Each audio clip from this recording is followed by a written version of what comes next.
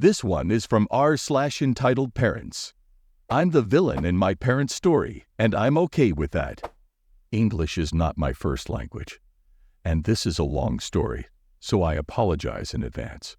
My mother, Dee, got pregnant at 17 while my father, Jay, was 20. They were not a couple, and he had a girlfriend at the time. So when the news was out, things got chaotic. From what I was told, Jay was a womanizer that cheated on his girlfriend multiple times, so he wanted nothing to do with Dee. She talked to his mother and sisters about the pregnancy and her wanting a relationship with Jay, but he wasn't the type to listen to people telling him what to do. So he distanced himself from the situation and continued his relationship with his girlfriend. Before getting pregnant, Dee was already a problem for her parents, now 75F and 82M, because she lived by her own rules, was very disrespectful, had a habit of lying, sneaking out of the house to party, and dropped out of school at 16. She always had a strange relationship with her brother, 2 years younger, because she thought he received better treatment from their parents. When Dee was 7 months pregnant, my grandparents decided to move to a bigger city against her wishes because they thought her relationship with Jay was unhealthy, and this way they could help her raise me while she would go back to school. My grandma was the breadwinner, and my uncle got a job at 15 to help with the bills, while my grandfather was a stay-at-home granddad, and my mom split her time between school and work. That would last a couple years until Dee became obsessed with another guy, decided to marry him, and took me to live with them when I was 2. Her husband, M, 2 years younger than her, worked at his father's company, and Dee was a stay-at-home mom. They had a party-all-the-time lifestyle, and I was always with them on road trips, parties, pubs, and barbecues with friends. When I was 4, my sister G was born, and with the new baby they couldn't party together daily like they did before. That's when M started to go out without Dee, and when he came back home very drunk they argued a lot, had scream matches, and after some years of this dynamic he eventually started to hit her. Dee's relationship with M's parents was rocky, and they judged her for being a young mom and considered her a gold digger. When she asked for their help because of his alcoholism and the domestic violence, they helped, but blamed her and the pressure she put on him of being a breadwinner while being so young. He and M tried to work things out for a while, but eventually his addiction won, and they divorced when I was 7. Dee, me, and my sister went to live with my maternal grandparents. One thing I remember about Dee's and M's marriage was the constant tension in M's parents' house. Dee and M had me calling him Dad since I was 3, so I used to call everyone Grandpa, Grandma, Uncle, Auntie, and everyone was polite but not warm. When G was born, everyone treated her so well. She was everyone's favorite. She always received kisses, hugs, compliments, and I didn't understand why people didn't treat me the same. He also treated G better. I always had the feeling that Dee didn't like me because she almost never hugged me or talked to me, ignored me when I tried to show affection, and was always cold towards me. And M, he always seemed like he didn't want to be a father or husband, and was always doing stupid things to feel alive, like speeding his car while drunk or sitting at the window with his legs out in our apartment on the 29th floor. A few months after their divorce, Dee took me on a trip to the mall, and as we ate McDonald's, she told me M was not my father and that I actually had another dad. She then introduced me to Jay, who had a quick chat with me, bought me a doll, and then we went home. It was a weird day. A few months passed, and I saw him again at a doctor appointment, which was in fact a DNA test. He was with his wife, as he was now married to his girlfriend from when he was younger, and they didn't speak to me and Dee at all. The test became positive, and I officially had Jay's last name added to my name, and he started to pay child support. I never saw him again after the day we had the test done. Money was tight in our house because my grandma and uncle worked, but were paid minimum wage. Grandpa worked as a handyman and carpenter, so it was challenging to feed everyone, pay rent, utilities, clothes, etc. Dee had child support from Jay and M's family, but would always claim she had no money. M was a wreck, and completely out of control, and his family hated to pay child support. So after a few months, M's parents offered to raise my little sister, as they were wealthy and could provide for her and enroll her in good schools, etc. I remember being so confused because I didn't want to be separated from my sister, and I wanted to live with Grandma too, but she was not my grandma. Dee accepted the offer and started to live by her own rules again. She worked and was barely home when she had free time. After my sister went to live with her grandparents, I became a lonely kid. She would come to our home every other week for the first year, but then her grandparents started to bring her less and less to see us, and Dee didn't care enough to go see her at their house as well. Sometimes she would send me to spend time at their house, and it was always weird, because again people were polite but not warm.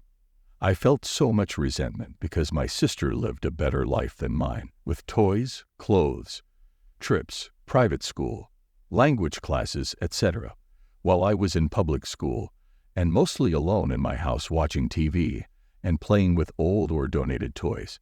We had two completely different lives, but one thing in common was that Dee was not present in any of them.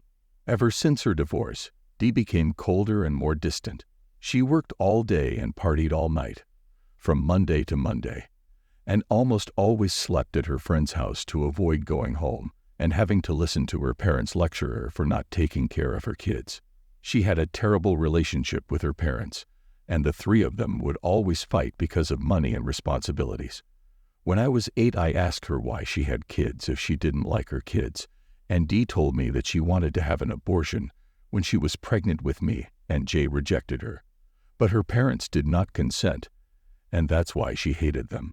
My grandparents didn't have the habit of saying I love you, but they showed me love by taking care of me with kindness and respect. And I also learned a lot from my uncle, who loved to spend time with me when he was home from work. I used to pray every night asking God that my grandparents reveal that they're my real parents and Dee was just a mean sister. I remember sometimes not having a proper shoe or clothes to go to school, and my grandma would buy it for me, even if she didn't have the extra money. But in her bedroom, Dee had a nice big collection of high heels and high-end party clothes. When I was 9, Dee got together with her second husband, E, 15 years older than her. He had 2 daughters from his first marriage who were 12 and 14 at the time and lived with their mom. I never confirmed that, but it always seemed like they had some kind of agreement that he would not raise someone else's kid. E used to pretend I didn't exist and ignore me. He wouldn't talk to me or acknowledge me if I was in the same room. When I was 11, my mom became pregnant with my sister Elle and went to live with E. My grandma asked her to take me, but she talked to me in private and asked me to say to my grandparents that I didn't want to go with her because she wanted to start a new family. 1 year and 5 months after Elle was born, Dee gave birth to my brother R. When R was 1 and Elle was 2, E lost his job, and the 4 of them went to live with us at my grandparents' house. Dee had to work, and I was used as a nanny for the babies. I didn't have a normal life for a 13-year-old and missed birthday parties and school events because I was taking care of 2 babies at home. My sister G rarely came to our house, but when she came, Dee showered her with love, and I resented her so much that I stopped going to her grandparents' house to see her. At the same time I was basically raising my little brother and sister, Dee would berate me for everything. She would yell at me that I was too fat, that I was ugly because of acne, that my hair was weird, and that everything in me was bad because I had bad blood. She hated that my grandparents treated me well and liked me. If I asked to go out to study with friends, she would guilt-trip me because the kids needed me and liked to be with me. She would go out with E almost every night, and I was the one making the kids dinner, bath, and sleep time, as my grandma didn't want to raise 2 more grandkids. E didn't have a new job, but would spend the day out working. Later we discovered he was addicted to gambling and worked as a poker player for his wealthy friends. As the years passed, I became an angry teenager because I felt misunderstood, lonely, and used. I started to yell back at Dee when she yelled at me, and our home became a place full of tension. My uncle moved with his girlfriend and her kid. and I hated that me and my grandparents were stuck with D and E at our house. I loved my baby brother and sister like they were mine, and at the same time I hated to be put in that situation without a choice. Everyone used to say, "You need to help your mom with the kids," but all I wanted was a normal teenager life, so I started to dismiss D's requests and do my own thing. At 15, I met F, 2 years older than me. He is now my boyfriend, and we lived together and started to go out with friends more and to have a social life. D hated this because it meant she had to step up more as a parent to her younger kids. When I was 17, I was seen as difficult and rebellious because I stopped listening to D's orders and requests. My sister G was 13 at the time, and she used to come to our house once every 3 or 4 months. One day I discovered G's Twitter and was full of self-hating and borderline self-destruction tweets. I remember being shocked, and I messaged her telling her to stop playing with serious matters, because ending your life is not a joke. She didn't reply. I didn't follow her on Twitter but kept track of her activity daily, and at some point I became so worried that I sent a few of her tweets to our cousin. It was her cousin from M's side. Her father printed the tweets and showed them to their grandparents, and after a few conversations about G's mental health, they decided and informed D that G should live with her at my grandma's house. When I learned this, I was surprisingly happy and felt so much joy because I would have my sister near me and share a room with her, and I wanted so much to be the one to tell her, so I called her home. M picked up the phone, and when I asked him if I could speak to G, he told me no. He told me that she was sad that day, and he was taking care of her. I insisted, but he kept saying no and eventually hung up the phone. The next morning I woke up with D's phone ringing at 7 a.m., and then she ran downstairs to my room and yelled, "Wake up. Your sister ended herself." The days following my sister's ending her own life were something I can't explain. I felt guilty. I felt angry. I wanted to scream to D and M that it was their fault, but I didn't have any words. I was so mad. M tried to apologize to me at her funeral for the call and comfort me, but I couldn't even look at him. Not once D tried to comfort me or say something nice. She was in pain and was feeling guilty as well. G's grandparents felt so bad they didn't even attend the funeral. I dropped out of high school when I still had 6 months to graduate because I felt so much pain that I couldn't go back to my normal life. Then I started to feel angry at G, and this anger lasted a few years. 1 year after G's death, I was feeling so lost that I found J's phone number and called him. We met at the same mall from when I was 7, and I explained to him that I was grieving heavily and wanted a relationship with him because the one I had with D was so dysfunctional. He said nice things and made promises. Then we went home and never contacted me again. From 18 to 21, I was a wreck. I graduated high school and started college but dropped out after the first semester. I had a job and spent all my money on alcohol and drugs. I tried all drugs you can imagine and went out to drink every day. But I was still responsible and maintained my job.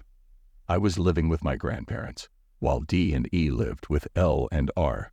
I helped financially at home and started to have a serious career.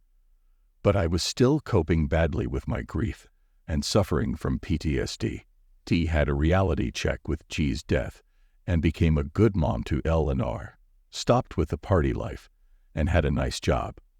When I turned 22, me and F, my good friend from high school, started to date, and at 24 I moved in with him and went back to college.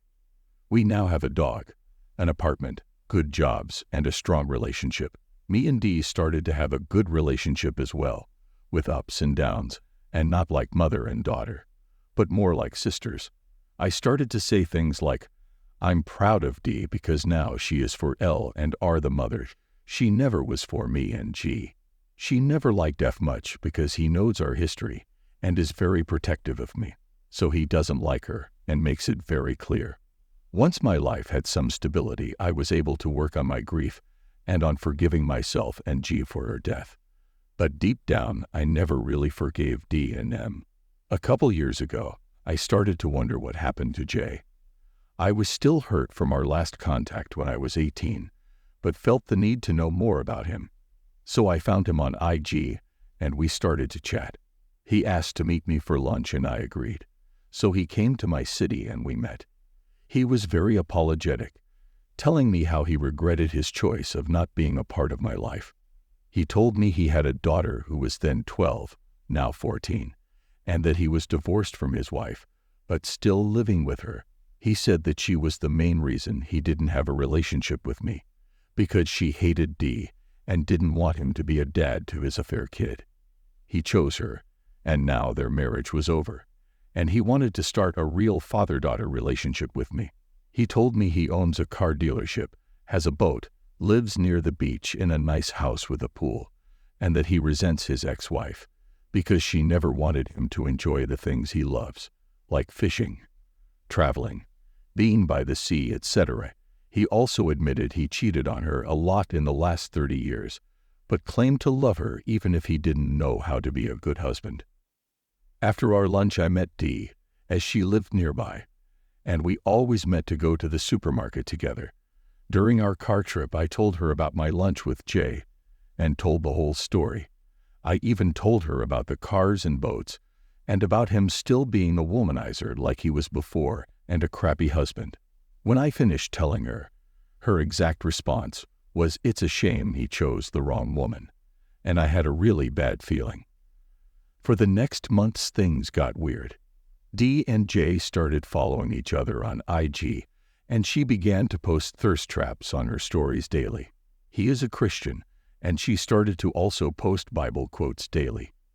Then, out of nowhere, she tells everyone that she found an old friend on IG from when she was a teenager, and she was going on a trip to Jay's town, where she used to live when she got pregnant, to meet her friend.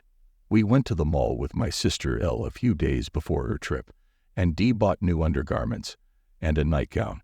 It was all really weird, and I started to suspect she was going to meet Jay.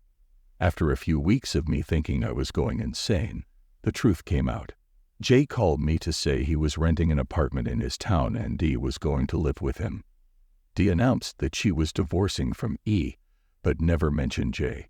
She claimed she was unhappy and wanted to start a new life, so she was going away to her old town to live with her friend. I went nuts.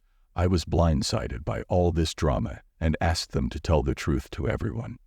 Dee was abandoning E, L, and R for my father, and I felt like it was my fault. Dee begged me to cover for her because she didn't want anyone to know about her and Jay, but I kept pressuring them, so she came clean. My sister was especially mad and very protective of her father and didn't want anything to do with Dee. My brother was like, "I don't understand, but I don't really care." I was extremely disappointed and angry because Dee was now abandoning L and R like she did with me and G. It's been 2 years since she left. My sister eventually forgave her. E had a new girlfriend, and everything went back to normal, or at least a new normal. But here's the thing. Dee and Jay now want me to accept them as my mom and dad and to play pretend family with them. They constantly invite me to spend time with them, and at first I did. But it was so bad for my mental health that F made me say no a few times, and now I'm completely low contact with them. Now that they are a couple, they visit my maternal family and complain about me. They say I'm heartless, that I should forgive them, that I should spend time with them and travel to their town to be at their house. They say I'm inflexible, I'm stubborn, I'm ungrateful. But I feel it's unfair. When I needed them to be mom and dad, no one wanted to be a family. I had to learn to live without their love, to be strong for myself. I had to live with the consequences of their choices and mistakes. And now that I'm a well-adjusted, successful adult, they want to play family to the world. They want to claim my success as theirs. I just can't. I lived a very traumatic life because of their choices. I felt unloved and uncared for, and now they want me to love and care about them. They claim that I need to be present for them and my sisters, and that I need to understand their choices, and that mistakes were made, but they meant no harm. Do you want to know why Jay is divorced from his wife? 1 year before I followed him on IG, another daughter of his did the same. She is 2 years older than me. And another affair kid. His wife didn't know about her. Jay claimed that he knew but thought she wasn't his, so he never mentioned her or her mother. This girl is JJ, and she desperately wanted a father, to the point she caused Jay's divorce by fighting constantly with his wife and showing up uninvited in their lives. When Jay met JJ, he felt so guilty he wanted to be the father she needed. So when his wife opposed this, he simply divorced. Now JJ works with him at his shop and is best friends forever with D. She messaged me on Instagram saying she always wanted a sister, but I just ignored her.